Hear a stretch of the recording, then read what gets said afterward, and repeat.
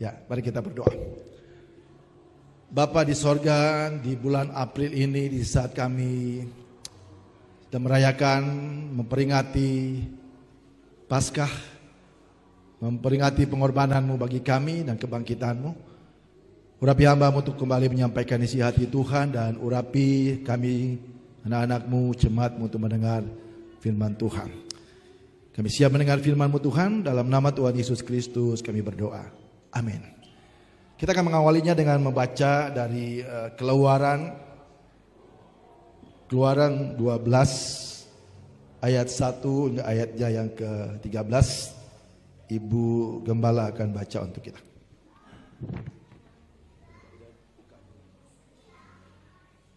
Keluaran 12 ayat 1 sampai 13.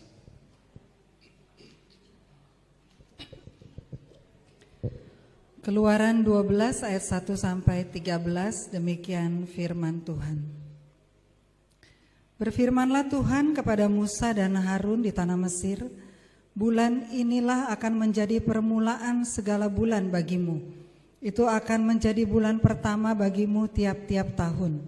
Katakanlah kepada segenap jemaah Israel, pada tanggal 10 bulan ini diambillah oleh masing-masing seekor anak domba menurut kaum keluarga, seekor anak domba untuk tiap-tiap rumah tangga.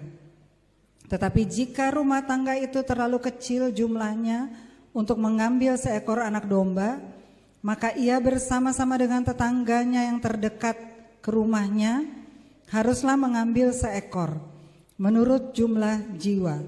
Tentang anak domba itu kamu buatlah perkiraan menurut keperluan tiap-tiap orang. Anak dombamu itu harus jantan, tidak bercela, berumur setahun. Kamu boleh ambil domba atau kambing. Kamu harus mengurungnya sampai hari yang ke-14 bulan ini. Lalu seluruh jemaah Israel yang berkumpul harus menyembelihnya pada waktu senja. Kemudian dari darahnya haruslah diambil sedikit dan dibubuhkan pada kedua tiang pintu dan pada ambang atas pada rumah-rumah di mana orang memakannya. Dagingnya harus dimakan mereka pada malam itu juga. Yang dipanggang mereka harus makan dengan roti yang tidak beragi beserta sayur pahit. Janganlah kamu memakannya mentah atau direbus dalam air, hanya dipanggang di api, lengkap dengan kepalanya dan betisnya dan isi perutnya. Janganlah kamu tinggalkan apa-apa dari daging itu sampai pagi. Apa yang tinggal sampai pagi kamu bakarlah habis dengan api. Dan beginilah kamu memakannya. Pinggangmu berikat, kasut pada kakimu dan tongkat di tanganmu. Buru-burulah kamu memakannya. Itulah Paskah bagi Tuhan. Sebab pada malam ini aku akan menjalani tanah Mesir, dan semua anak sulung dari anak manusia sampai anak binatang akan kubunuh, dan kepada semua Allah di Mesir akan kujatuhkan hukuman. Akulah Tuhan. Dan darah itu menjadi tanda bagimu pada rumah-rumah di mana kamu tinggal. Apabila aku melihat darah itu, maka aku akan lewat daripada kamu. Jadi tidak akan ada tulah kemusnahan di tengah-tengah kamu apabila aku menghukum tanah Mesir. Puji Tuhan, berbahagialah kita yang mendengarkan firman Tuhan dan melakukannya dalam kehidupan kita setiap hari. Paskah Kristen itu selalu bertepatan dengan Paskah Yahudi. Berbeda dengan Natal. Kalau Natal kita selalu merayakannya setiap tanggal 25, tapi kalau Paskah selalu berubah-ubah. Karena kita mengikuti kalender Yahudi. Ya, kalender Yahudi itu berbeda dengan kalender Romawi karena kalender Yahudi itu cuma ada tanggal 29 dan 30. Tetapi kalender Romawi ada 29 dan 28 di bulan Februari. Kalau setiap 4 tahun ada perbedaan. Kemudian ada 30 dan ada 31. Jadi pasti selalu berbeda. Nah, jadi kalau kita rayakan Paskah kita lihat di kalender Yahudi dulu. Nah, apa yang dirayakan oleh orang Yahudi. Nah, kalau tadi kita lihat di ayat yang ke-13 dikatakan mereka dilewatkan. Paskah artinya dilewatkan, dibiarkan. Tidak dibiarkan mati lah kira-kira, tapi dilewatkan untuk itu Paskah.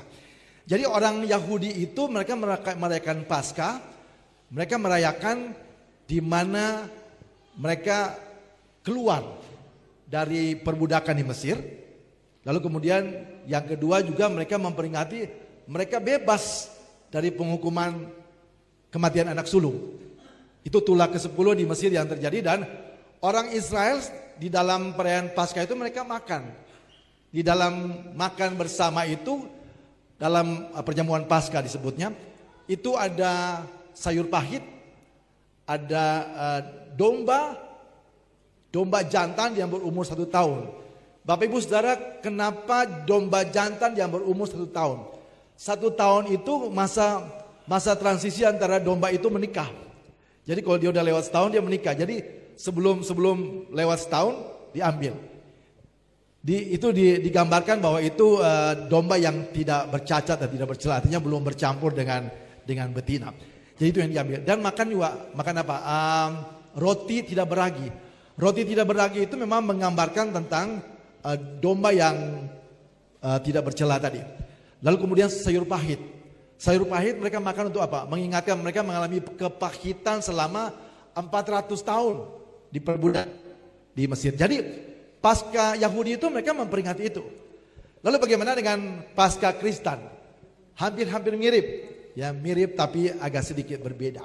Nah, kalau orang Israel itu mereka merayakan Paskah, mereka dibebaskan dari perbudakan di Mesir, melewati padang gurun, lalu menuju ke Yerusalem di tanah Palestina. Masih di sini. Kalau kita dibebaskan dari perbudakan dosa di bumi ini, melewati kehidupan. Jadi kehidupan ini seperti padang gurun kehidupan, tapi menujunya bukan ke Yerusalem tanah Palestina, menujunya ke Yerusalem yang baru. Itu berbedanya ya. Sebab itu karena bangsa Israel menujunya ke Yerusalem tanah Palestina, makanya ribut terus kan. Karena tanahnya masih di bumi. Kalau kita nanti Yerusalem yang baru tidak ada lagi peperangan di sana. Lalu apalagi yang kita rayakan? Yang kita rayakan juga, kita kalau bangsa Israel itu merayakan mereka bebas dari kematian anak sulung. Sementara yang kita rayakan apa? Kita bebas dari kematian yang kekal. Nah, itu yang kita boleh rayakan.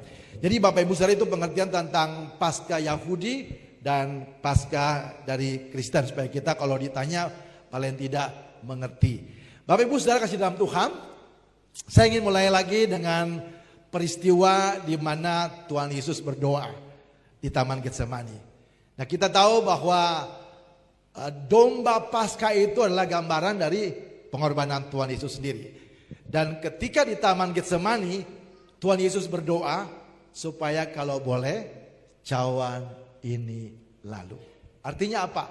Kalau boleh Tuhan Yesus jangan menjalani perjalanan salib sampai akhirnya dipaku di kayu salib dan mati, kalau boleh begitu. Sebagai dianiaya, dia pasti akan dicambuk, dia akan disiksa, dan dia harus memikul salib, dan akhirnya dia dipaku di kayu salib. Dia tahu. Kenapa saya katakan begitu? Petrus sebelum menyangkal Yesus, Tuhan sudah tahu kan? Petrus bilang, saya tidak akan menyangkal engkau. Tapi Tuhan sudah bilang, kamu pasti akan menyangkal engkau. Dalam ketuhanan Yesus dia sudah tahu kan, bahwa Petrus akan menyangkal Yesus. Saya ulangi lagi Bapak Ibu Saudara, masih banyak orang Kristen suka salah. Ada yang bilang, Petrus menyangkal Yesus ketika ayam berkokok 3 kali ya. Ada yang suka katakan gitu. Tidak Bapak Ibu Saudara, jangan dibalik. Petrus menyangkal Yesus 3 kali sebelum ayam berkokok. Bukan ayam berkokok 3 kali. Ya. Jadi Yesus menyangkal Yesus 3 kali sebelum ayam berkokok ya. Dan Bapak Ibu Saudara kasih tahu. Dan di dalam doa Tuhan Yesus di Taman Getsemani, kita tahu bahwa ada pergumulan yang sangat berat sebagai manusia. Kita tahu bahwa Yesus itu Tuhan yang menjadi manusia. Banyak para non-Kristen yang berdebat, katakanlah ini bukti bahwa Yesus bukan Tuhan. Ternyata dia bisa berdoa kepada Bapa di sorga. Dia bisa merasakan sakit. Tetapi bagi kita yang percaya dalam tuntunan Roh Kudus, kita percaya bahwa apa yang dialami Yesus di Taman Getsemani, di mana dia begitu stres, karena Lukas katakan bahwa keringatnya keluar seperti darah. Artinya Yesus bukan pura-pura jadi manusia, tapi Yesus sungguh-sungguh menjadi manusia. Dan dia sungguh-sungguh merasakan stres yang ada. Saya sudah katakan bahwa dalam perenungan saya ketika saya membaca berulang-ulang ayat itu, saya menggambarkan seperti saya sedang berurusan dengan anak saya yang mau gak mau dia harus berkorban gitu. Dan saya membayangkan seperti Bapa di sorga sepertinya ingin berbicara kepada anaknya bahwa, nah, tidak ada jalan lain. Tidak ada jalan lain, harus jalan satu-satunya ini. Harus ada kurban manusia yang tidak berdosa yang harus dikorbankan. Semua manusia di dunia telah berdosa dan tidak ada seorang pun, termasuk saya Pendeta Yosef Dirimasi, banyak juga dosanya. Tidak ada seorang pun di dunia ini yang tidak berdosa, termasuk Paus. Maka satu-satunya jalan untuk menjadi kurban adalah Tuhan harus rela menjadi manusia dan membuktikan dirinya selama 33 tahun sebagai manusia yang tidak berdosa. Nah, Alkitab katakan dalam 1 Petrus 2 ayat yang ke-22 bahwa Yesus satu-satunya wujud manusia yang tidak berdosa. Kenapa tidak ada jalan lain Bapak Ibu Saudara? Mungkin banyak agama berpikir bahwa mungkin dengan perbuatan baik. Firman Tuhan katakan bahwa perbuatan sebaik apapun tidak bisa menyelamatkan manusia dari hukuman dosa. Ya, Roma 3 ayat yang ke-20. Bahwa tidak ada perbuatan sebaik apapun. Kenapa? Standar Tuhan untuk perbuatan baik itu apa? Sempurna. Ada di antara kita yang bisa sempurna? Tidak ada. Termasuk saya. Tidak ada yang bisa sempurna. Tidak ada. Tidak ada pun juga kesalehan hidup apapun yang bisa menyamai standar kekudusan Tuhan. Tuhan itu Maha Kudus. 1 Petrus 1 ayat yang ke-16. Jadi tidak ada jalan lain. Tidak dengan perbuatan baik, tidak dengan kesalehan hidup, bahkan tidak dengan kurban hewan sekalipun. Karena kitab Ibrani berkata bahwa kurban hewan itu, Ibrani 10 ayat 4, kurban hewan itu hanya gambaran. Yang harus dikorbankan itu manusia, tetapi harus manusia yang tidak berdosa dan tidak bercela. Jadi seperti Bapa di sorga berbicara kepada Tuhan Yesus, tidak ada jalan lain. Dan bagaimana cara Bapa di sorga menghibur Tuhan? Kita baca dalam kisah di Taman Getsemani, Tuhan mengutus malaikat. Malaikat yang menghibur dan menguatkan Yesus, dan akhirnya jalan salib itu tetap harus dijalankan. Perjalanan dari Taman Getsemani itu kita tahu bahwa ada di kaki Bukit Zaitun. Kalau puncak Bukit Zaitun itu ketika Yesus naik ke sorga, tapi Taman Getsemani itu di kaki Bukit Zaitun. Dan dari situ Tuhan Yesus kira-kira berjalan dibawa oleh perwira-perwira, bukan perwira Romawi ya, petugas-petugas di imam Bait Allah itu. Mereka bawa Yesus ke Imam Kayafas. Mereka bawa ke sana dan akhirnya selama kira-kira 1 kilo berjalan melalui lembah Kidron. Sampai di sana Yesus diludahi, diolok-olok, dicambuk, dianiaya, disiksa. Nah, ada seorang murid yang ngomongnya keras, ngomongnya cepat tapi mikirnya belakangan, Petrus, bahkan ngintipnya dari belakang. Dan ada seorang pengikut di situ juga melihat Petrus, kamu juga kan? Kamu juga pengikut dari Yesus. Dan akhirnya dia menyangkal. Dari rumah Kayafas dibawa ke Pontius Pilatus. Dan di Pontius Pilatus katakan bahwa aku tidak menemukan hukuman yang pantas untuk orang ini untuk mendapatkan hukuman mati. Dibawa lagi ke Herodes. Herodes juga tidak menemukan kesalahan. Dibawa lagi ke Pontius Pilatus. Dia bilang, saya cuci tangan. Saya tidak berani menanggung hukuman bagi orang ini. Dan akhirnya diserahkan kepada murid-murid. Saya percaya ribuan orang yang pada saat itu hadir itu juga orang-orang yang selalu mengikuti Yesus kan. Dan mereka juga yang makan ketika Yesus memberkati 5 roti dan 2 ikan. Nah, ini seringkali juga mungkin terjadi dalam kehidupan kita. Ketika hal-hal yang baik kita boleh menikmati, tetapi ketika kita mengalami pergumulan, kita mulai berpikir, Yesus mungkin tidak sayang sama saya. Dan ini yang terjadi. Mereka yang menikmati mujizat 5 roti dan 2 ikan, mereka itu juga yang menyerukan, salibkan dia, salibkan dia, salibkan dia. Dan apa yang terjadi? Yesus harus menjalani perjalanan salib. Dalam keadaan yang sudah sangat lemah, dia suruh pikul salib dan akhirnya dipaku di kayu salib. Bapak Ibu Saudara kasih dalam Tuhan, tradisi salib itu tidak seperti yang dialami oleh Yesus. Tradisi penyaliban itu bisa saja diikat, lalu akhirnya mati pelan-pelan kan, mati pelan-pelan tidak dapat makanan kan. Tetapi apa yang dialami Yesus? Sebelum disalibkan dia dimahkotai, kepalanya dimahkotai duri, tangannya dipaku, lambungnya ditusuk, lalu kakinya juga ditikam. Itu bukan kebiasaan orang disalibkan. Tetapi ketika kami mulai merenungkan secara teologis, mulai berpikir kenapa? Ternyata jawabannya ada di dalam Yesaya 53 ayat yang ke-3 sampai ayat yang ke-5. Ibu Lena boleh baca lagi. Mengapa Yesus harus dimahkotai duri, dipaku di tangannya, lambungnya ditusuk, lalu kakinya juga dipaku? Ini jawabannya. Yesaya 53 ayat 3 sampai 5.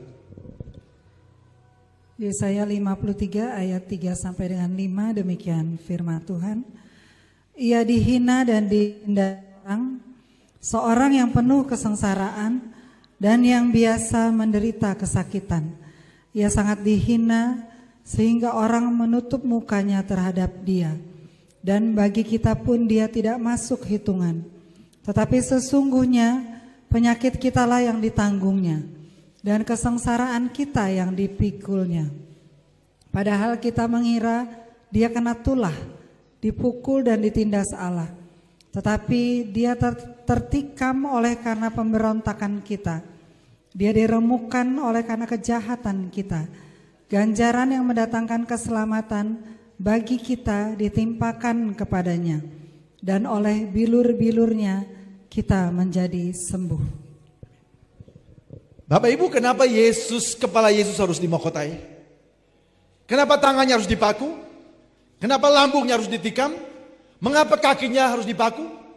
Bapak Ibu Saudara, kalau lihat deskripsi kakinya dipaku, tangannya dipaku, sebetulnya bukan di sini loh, di sini. Yang benar di sini. Dan itu benar-benar sangat-sangat sakit. Dan ini bukan tradisi penyaliban yang sebenarnya. Tetapi kenapa Yesus harus dimahkotai, dipaku tangannya, lambungnya ditusuk, kakinya dipaku? Ya saya katakan, karena dia menanggung penyakit kita. Saudara, dalam penelitian medis, alasan terbesar orang sakit itu bukan karena makanan atau virus, tetapi karena pikiran. Pasiahan lagi senang-senang begini, dapat berita yang gak enak, bisa sakit loh. Ya, hati kita sedih, pikiran kita jadi stres, jadi sakit. Karena ketika kita marah saja, marah atau pikiran stres, itu banyak sel-sel di dalam tubuh kita yang sakit. Dan berapa banyak penyakit yang timbul di kepala kita. Migrain kayak istri saya, apalagi hipertensi, saya juga hipertensi, stroke dan lain-lain. Dan semua itu ditanggung oleh Kristus. Jadi apa yang Bapak Ibu Saudara sedang berpikir keras, susah payah, Yesus sudah menanggungnya buat kita. Dia dipaku. Tangan ini untuk apa? Bekerja. Boleh jujur, berapa banyak kita yang mengalami kesulitan dalam pekerjaan, bukan dalam hal mencari pekerjaan saja, dalam dunia pekerjaan pun tidak mudah. Dalam dunia usaha pun tidak mudah. Banyak hal-hal yang menyakitkan di dalam dunia kerja, dalam marketplace. Sakit. Kadang-kadang bagi anak Tuhan, saya juga sering khotbah di persekutuan Full Gospel. Dan banyak di antara mereka juga bingung. Kalau tidak dalam tanda kutip tidak memanipulasi pajak, laporan, bisa. Ya nggak tahu, saya nggak tahu persis, kira-kira mereka lebih ngerti lah. Mau nggak mau mesti di markup lah, mesti di apa yang terjadi. Secara manusia kan sulit kan. Tapi mereka berpikir kalau mereka tidak melakukan itu nanti rugi atau bagaimana. Nah itu terjadi di dalam dunia pekerjaan. Dan sesungguhnya apa yang kita alami di dalam dunia belum lagi sikut mengikut dan lain sebagainya. Ya, mau cari kerja mesti bayar segala macam, sakit. Ada banyak berita di mana anak yang mau masukin anaknya ke sekolah udah habisin ratusan juta menjadi polisi. Puji Tuhan Bagas nggak perlu bayar banyak ya Bu, dengan doa aja. Ya. Tapi ada yang sudah menghabiskan ratusan juta tapi tidak tembus juga. Begitu sulit dalam dunia pekerjaan pun bisa mengalami seperti itu. Si Randy, kamu satu hari kira-kira dapat berapa?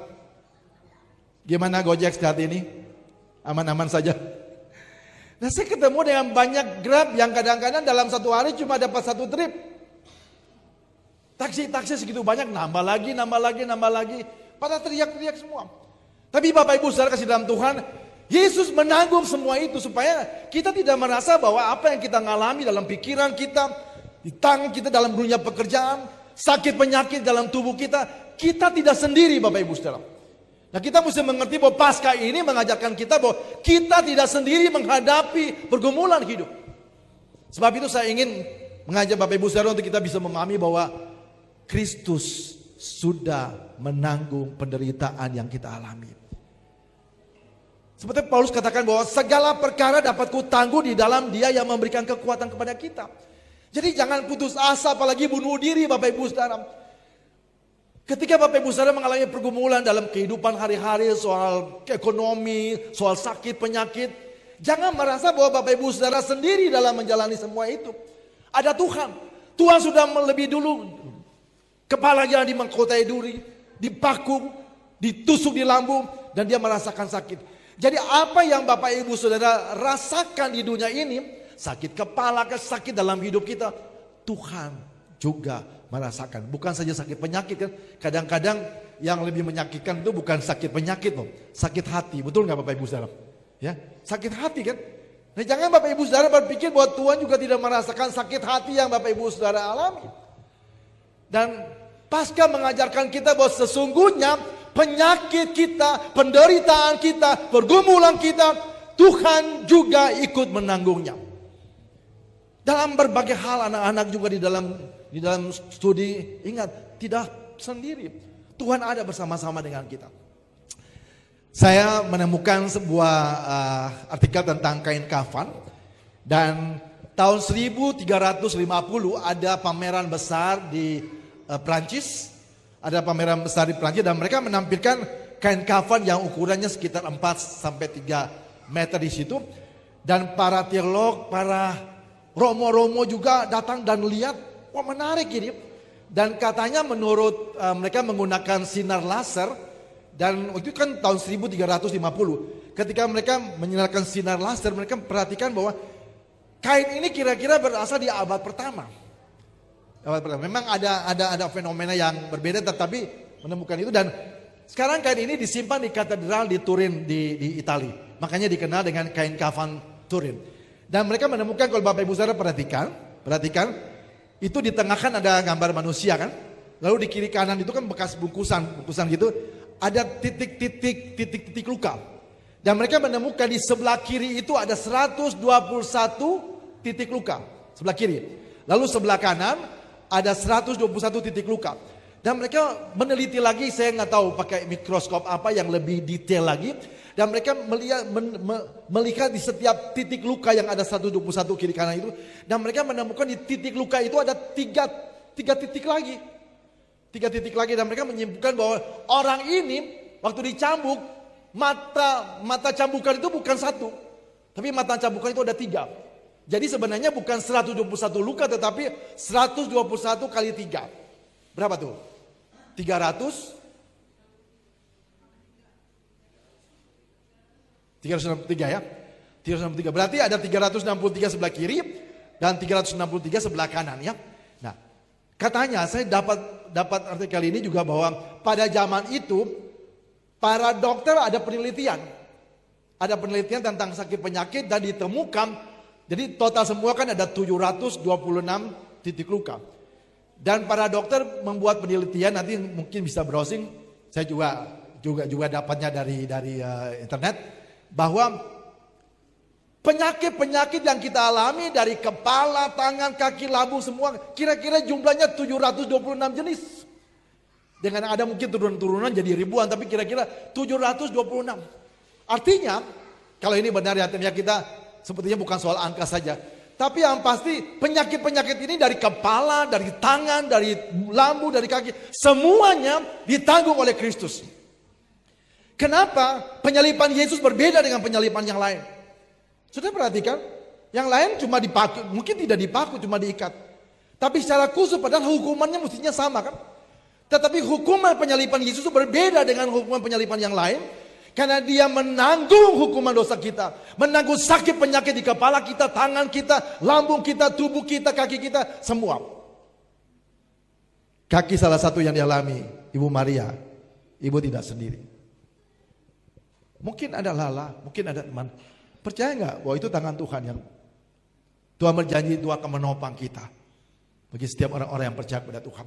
Jadi Bapak Ibu Saudara, Paskah ini mengajarkan kita merenungkan bahwa begitu baiknya Tuhan bagi kita. Sungguh besar kasih Tuhan bagi kita. Saya saat ini di mana-mana bahkan buku yang saya bikin yang sudah bagikan kepada Bapak Ibu Saudara, saya akan ini sudah beberapa kali revisi.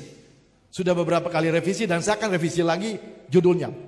Dan judulnya akan saya buat di buku yang sama itu, judulnya Keyakinan Iman Terbaik di Dunia yang kokoh, kuat dan tidak tergoyahkan.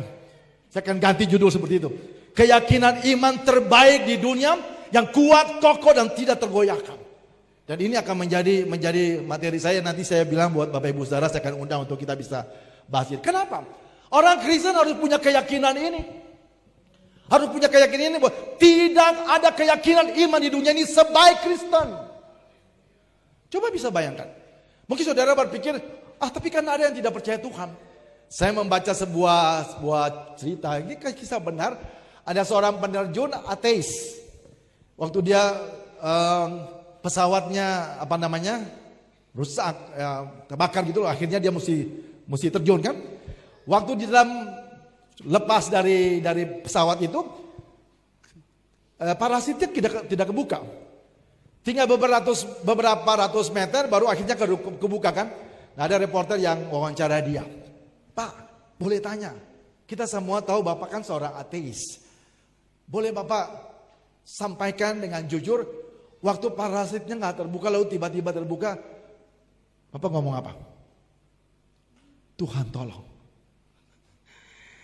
Jadi seorang ateis pun dalam hati kecil dia percaya. Kan dia percaya, siapa yang ciptakan dia? Dia apapun menyebutnya, tapi kan pasti tidak mungkin sesuatu ada di dunia ini tanpa ada yang diciptakan. Tidak mungkin tiba-tiba ada TV di sini, mimbar di sini, kalau tidak ada yang menyediakannya kan. Jadi sebetulnya dalam hati kecil seorang ateis sekalipun dia percaya adanya Tuhan.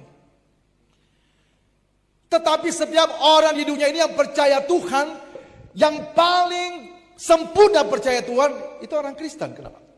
Orang Yahudi yang katanya Tuhan berinteraksi dengan nenek moyang mereka Abraham, cuma sampai percaya bahwa Tuhan berbicara kepada para nabi mereka. Tapi orang Kristen percaya lebih dari itu. Orang Kristen percaya bahwa Tuhan Sang Pencipta itu rela jadi manusia dan mati menanggung hukuman dosa manusia. Boleh tanya, ada gak keyakinan seperti ini di dunia ini? Ya, ada gak? Kurang apa lagi? Kurang apa lagi kasih Tuhan buat kita? Rela mati untuk kita. Tetapi kenapa kekristenan jadi tidak menarik? Karena kelakuan orang Kristen sendiri.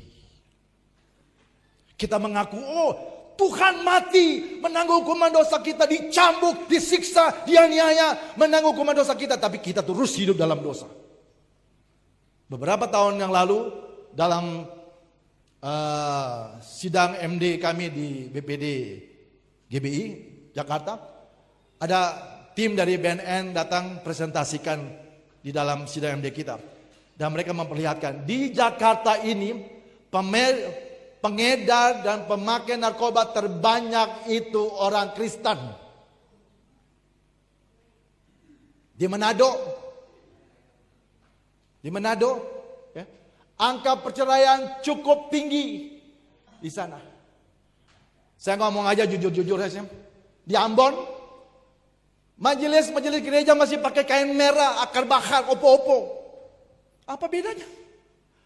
Apa bedanya kita dengan orang yang tidak percaya? Itu yang membuat kekristenan jadi rusak. Mereka akan berpikir, apa bedanya? Di Jakarta, mudah-mudahan ada pendeta GBI yang nonton juga sekarang ini. Bapak Ibu Saudara, kita di Ambon itu, saya ini orang deso, Mas Mino, saya orang deso. Ya. Di desa itu saya dari lahir sampai lulus SD di sana, Pak Siahaan. Dan di desa itu saya tidak pernah lihat, jangankan pendeta, saya tidak pernah lihat ada jemaat yang telat datang dalam gereja. Tidak pernah. Ya, kita ibadahnya pakai lonceng 1, lonceng 2, lonceng 3. Lonceng 3 bunyinya cuma 3 kali. Teng, teng, teng. Ketika bunyi 3 kali, pintu gereja ditutup. Selama saya kecil sampai lulus SD, saya tidak pernah lihat ada jemaat yang telat. Jemaat bu, di Jakarta luar biasa dan luar binasa. Bukan saja jemaat yang telat, pendeta pun ikut telat. Saya diundang khotbah di HKBP. Saya kadang-kadang berpikir juga kok bisa diundang ya. Orang Ambon gitu ya. Diundang di HKBP Tebet dan HKBP Kebayoran Lama. Jadi mereka punya ibadah sore. Ibadah sore itu ibadah alternatif, jadi boleh undang sama motor yang lain. Saya nggak tahu siapa yang masukin nama saya. Dan dalam waktu-waktu itu kita dicek keluarganya gimana, teologianya apa, khotbahnya gimana, udah dicek. Dan saya waktu itu merasa kok siapa sih yang suka ngecek gitu, suka ada telepon lah segala macam, wawancara, tanya-tanya gitu. Nah ternyata waktu saya ke sana mereka bilang, Pak mohon maaf ya kalau beberapa bulan ini terganggu. Dan Bapak Ibu Saudara, mereka punya syarat-syarat cukup panjang dan salah satu syaratnya adalah pendeta tidak boleh telat datang ke gereja. Lalu mereka bilang, kami dengar Bapak gak pernah datang telat, ya kan? Ya saya pikir saya nggak sekolah teologi, tapi saya sudah diajarkan sejak di desa itu bahwa jemaat aja nggak telat, ya apalagi pendetanya. Dan akhirnya saya dibilang, lalu dia tunjukin nama-namanya. Saya nggak boleh sebutkan. Dia tunjukin nama-namanya. Saya bilang, wah ini teman-teman gue nih juga. Kenapa kami tidak undang pendeta-pendeta ini, Pak? Bapak tahu kan, terkenal kan? Katanya kalau datang mau khotbah doang, habis khotbah pulang. Kayak begitu dihormati. Lalu dia kasih contoh, karena ini waktu saya ini masih zamannya Pak Jokowi. Dia contoh gini, Pak coba nih, dia kasih jelasin ke saya. Kalau misalnya saat ini pendeta yang suka telat nih misalnya nih. Kalau pada saat itu Pak Luhut Panjaitan datang ke gereja kami, kira-kira hamba Tuhan ini kira-kira mau datang telat kan? Kalau misalnya dia bilang, Pak tolong jangan telat ya, ada Pak Luhut. Dia pasti gak berani telat kan? Ketemu. Nah dia bilang, kalau manusia saja kita hormati, kenapa Tuhan tidak dihormati? Aduh sintua kalau ngomong ngeri banget, makanya saya udah gak mau diundang lagi, takut dia diintegrasi. Nah Bapak Ibu, bagaimana kita kasih contoh? Imam-imam masjid itu tidak pernah telat. Romo-romo di itu juga tidak pernah telat. Yang saya suka sakit kuping kalau dengar ya. Kalau hari Minggu ada mobil yang ngebut, sangat mungkin itu pendeta-pendeta GBI lagi kejar setoran. Kan gak enak dengar begitu. Tapi itu realitasnya. Itu realitasnya Bapak Ibu Saudara kasih Tuhan. Ya. Ada gereja yang minta saya untuk, Bapak boleh nggak jam 7 di sini, jam 9 sini. Jaraknya aja udah berapa kilometer. Saya bilang, Pak, setiap kali saya datang di tempat ibadah, saya butuh waktu 4 jam. Saya tinggalnya di BSD. Saya pelayanan banyak di Jakarta. Perjalanannya saja sudah 1 jam. Dan saya selalu sempatkan waktu minimal 15 menit atau setengah jam saya sudah ada di tempat ibadah. Tujuannya apa? Supaya saya bisa berdoa sama-sama. Sesudah itu kan gak mungkin langsung pulang kan. Salaman juga, lumayan juga. Habis itu dapat makan siang. Kayak tadi saya dapat makan siang juga. Bukan itu sih tujuannya. Tapi kan ya gak apa-apa kita pulang mau ngapain gitu.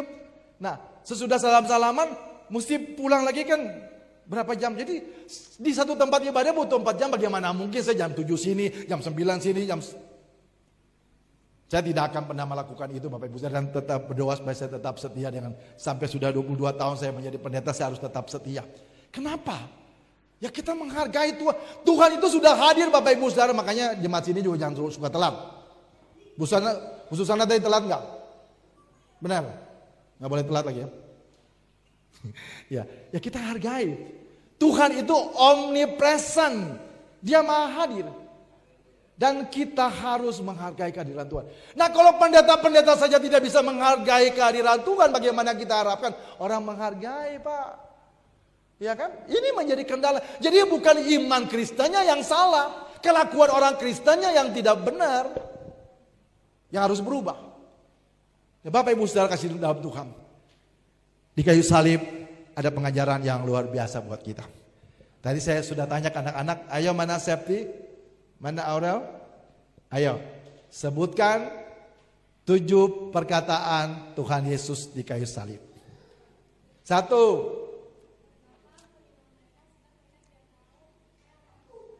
Ya Bapa, ampunilah mereka, karena mereka tidak tahu apa yang mereka perbuat.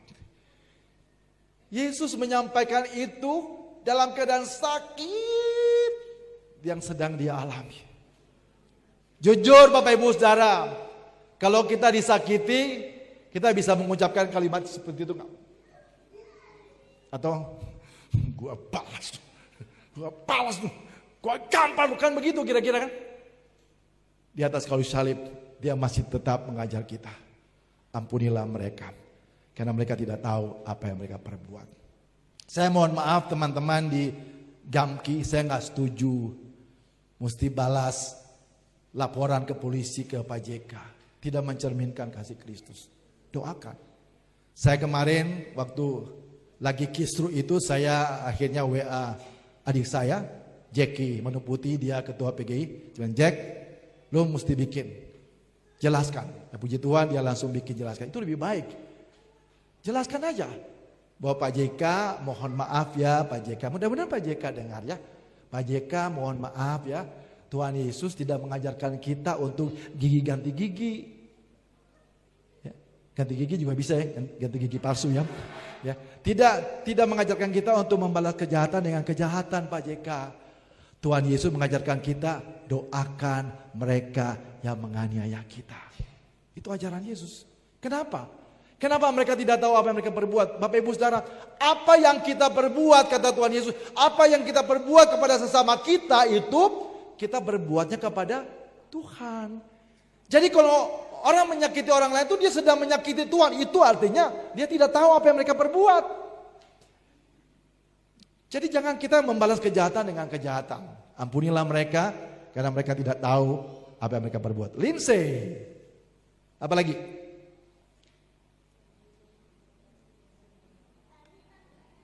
Ibu, inilah anakmu, anak ini ibumu. Apa yang kita bisa belajar dari sini? Luar biasa ya. Sudah mau mati di kayu salib masih bisa mengajar orang ya. Tuhan mengajarkan kita nih semua basudara. Kita nih semua anak Tuhan. Seringkali saya di mimbar bilang kan, ya, dan saya keluar dari hati saya, ya, bukan Daniel saja adik saya, Pasyahan juga kakak saya, Bu Maria juga adik saya. Itu yang Tuhan ajarkan kita. Kan sepertinya secara daging kan, Yohanes kan bukan ibunya dari ini kan, tapi dia ajarkan, anak inilah ibumu, ibu ini anakmu. Jadi mengajarkan kita umat Kristen itu hidup sebagai saudara bersaudara. Sebab itu kalau kita masuk gereja tuh jangan kayak penonton bola, jangan kayak penonton bioskop, nggak mau tahu satu dengan yang lain kan. Kita itu persekutuan anak-anak Tuhan yang harus saling mengenal satu dengan yang lain.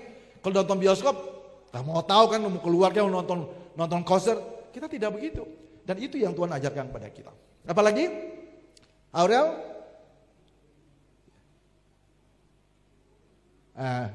Sarah, ayo siapa lagi? Nah. Tapi ada ungkapan juga yang benar-benar dia merasakan sakit. Eli lama sabatannya. Ya Allahku, mengapa engkau meninggalkan aku?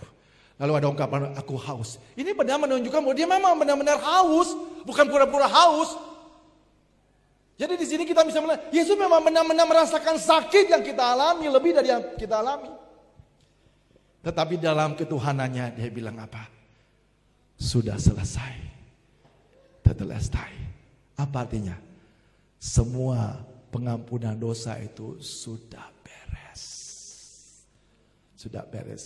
Saya sebetulnya berharap ada satu kata lagi yang kita kira, pulanglah dan jangan berbuat dosa lagi. Tapi itu sudah diungkapkan kepada perempuan itu kan. Tapi saya pikir itu juga tersirat. Tetapi akhirnya di akhir itu apa yang saya katakan? Ya Bapa, ke dalam tanganmu kuserahkan. Jadi Bapak Ibu Saudara, Yesus itu meninggal bukan karena dibunuh. Yesus itu meninggal karena dia menyerahkan dirinya. Bapak Ibu Saudara kasih dalam Tuhan, dalam perayaan perenungan Paskah ini ada banyak hal yang kita bisa pahami. Yang pertama saya ingin menyampaikan kepada Bapak Ibu Saudara bahwa apa yang Bapak Ibu Saudara rasakan, apa saja dalam pikiran kita, perasaan kita, apapun, jangan putus asa Bapak Ibu Saudara. Ingat, kita tidak sendiri. Apa saja yang Bapak Ibu Saudara rasakan, kita tidak sendiri. Dan dia selalu dekat dengan kita. Ada sebuah lagu yang Theo boleh iringin, saya ingin nyanyikan bersama-sama. Apa ya? WTB. Apa? WGTB. Kita nyanyi sama-sama lagu ini sebelum nanti kita akan tutup dengan sebuah lagu yang indah. Walau gunung itu tak berpindah. Mungkin kita sudah berdoa cukup lama, tapi sepertinya belum ada jawaban yang kita suka. Tapi percaya bahwa Bapak Ibu Saudara tidak sendiri. Tuhan ada bersama-sama dengan kita. Biarlah kita imani pujian ini dan kita aminkan.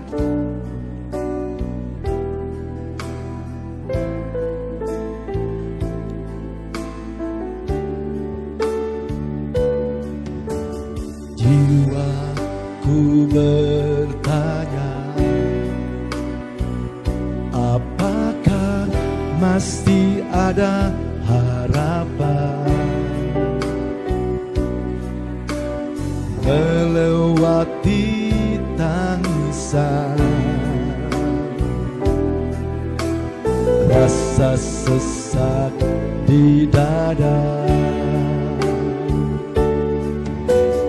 Imanku berkata, Tuhanku yang pegang kuasa, Dia selalu bekerja, meski mataku tak melihat. Walaupun gunung itu tak berpindah, tetap percaya Kau yang punya kuasa. Sekalipun ku dalam lembah gelap, tak mengapa asal Kau di sampingku. Walaupun masalahku masih ada, tetap percaya rencanamu terindah. Pribadimu takkan pernah berubah. Iman yang aku pegang, padamu Tuhan yang setia.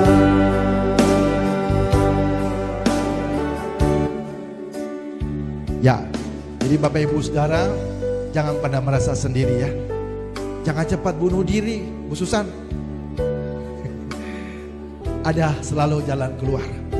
Masalah seberat apapun, ada selalu jalan keluar. Biarlah Paskah ini jangan dilewatkan begitu saja.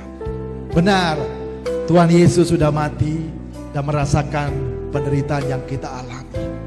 Tapi percaya, lambat atau cepat masalah kita pasti selesai. Kenapa?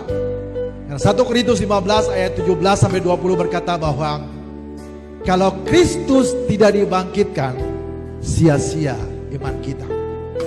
Tapi yang sesungguhnya adalah Kristus bangkit sebagai tanda kemenangan. Artinya perkara masalah seberat apapun, pasti ada jalan keluarnya. Pasti kita akan mengalami kebangkitan, pasti kita akan mengalami pemulihan. Ingat, hidup kita di dunia ini hanya sementara saja. Dia bangkit sebagai tanda kemenangan.